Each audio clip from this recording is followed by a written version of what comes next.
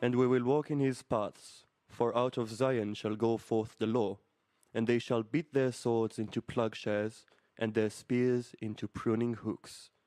Nation shall not lift up sword against nation, neither shall they learn war any more. Religion is a social and cultural organization, a set of beliefs and perspectives. Religion is the key driver for law, culture, and moral. It might be the core of humanity. Regardless of religious affinity or intensity, having a system based on moral benefits all. Religion is influencing the way humans perceive reality more than any other factor in history. All names for God separate people from the divine reality, said Meister Eckhart. The impact religion has over peace or war is existential, and it depends on the extent to which groups stretch their similarities or differences. As the world's economy, culture, politics, and society is getting more and more connected in the modern world, politics are complex, and it seems modern conflicts are not diminishing, but through them all, one can still see a world approaching wondrous dimensions. This project is checking the possibility of attaching the religious connections as well. World religions express similar worldviews and moral codes. All of them express a difference that exists to a certain extent, and today is seen very clearly. The points of difference enable the casting of national and political context into religions, that makes it difficult to find common denominators for cooperation. If we return to the basis of faith, we will identify similarities that can increase that possibility. We can use the same similarities and attribute the power of each group to a common one. The interreligious approach, which has already begun, promotes the planning and constructions of multi-communal temples in several religious centers of the world, such as Rome, Istanbul, Mecca, Moscow, etc. In the city of Delhi, at the end of the 20th century, the Lotus Temple was built, a temple that refers to no less than 9 religions and is aimed at all human beings. The image of such a temple, in a city laden with the many spiritual meanings of Jerusalem, can create an inspirational prototype for of such new temples.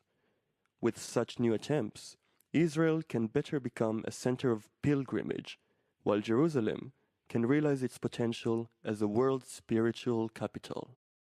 The heart of this planning is to change these sensitive areas to a world center of pilgrimage for believers of all faiths and species.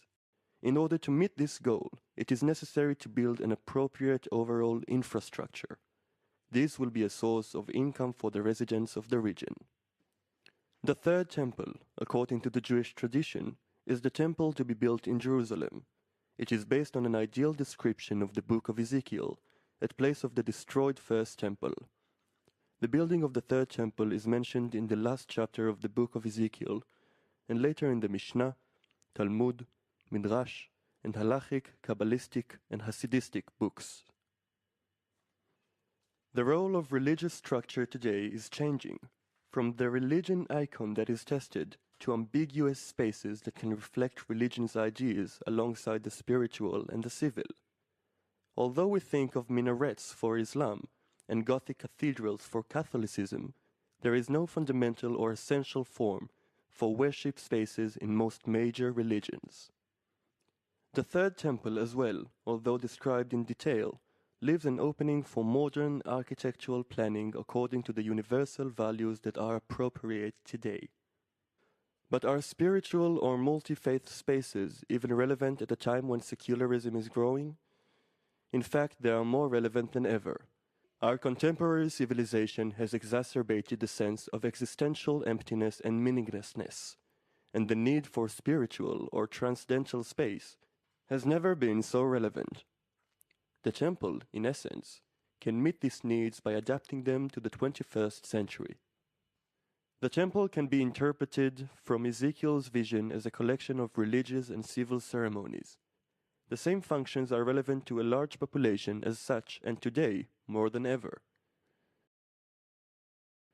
These ceremonies should be deployed as an additional layer on the backs of the existing old city.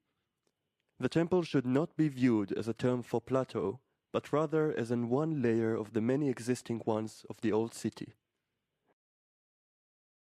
As Herzl described it in his book Altneuland, the symbols of the different religions of different peoples and generations were still rising, but there was something new, strong, and joyful about them: life. The old city between the walls had been little changed. They saw the house of the Christian Holy Sepulchre, the house of the worshipper of Omar, and many more. But different wonderful things have been added. Here is the magnificent building of splendor. It is the Hall of Peace. The peace of silence was in the old city. The whole is already present in the city and cannot be outdone.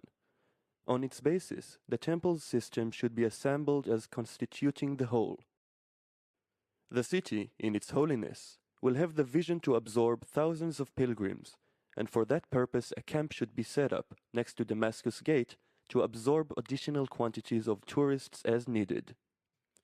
A main public transport station will be added to the existing light rail station, and traffic will be directed around the area to allow direct access to the old city.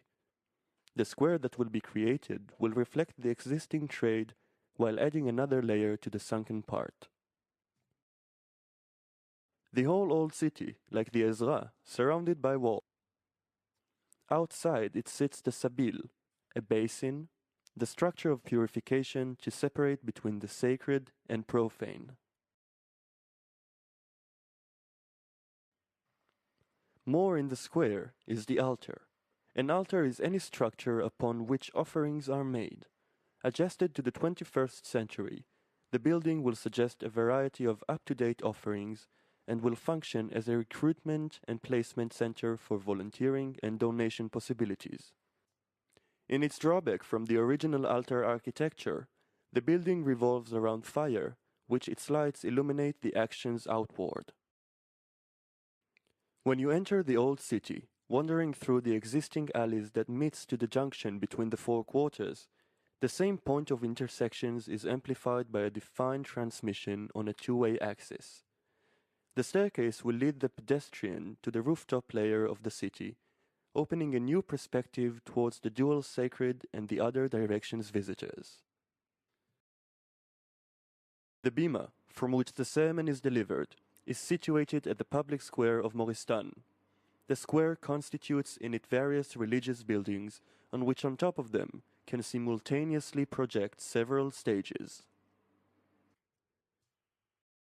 The third temple has no need to symbolize, but to look at the existing as such. In contrast to familiar symbols, it will offer a blank, from which one can look at the existing texture. The action will perpetuate the distance, which always exists, from the whole.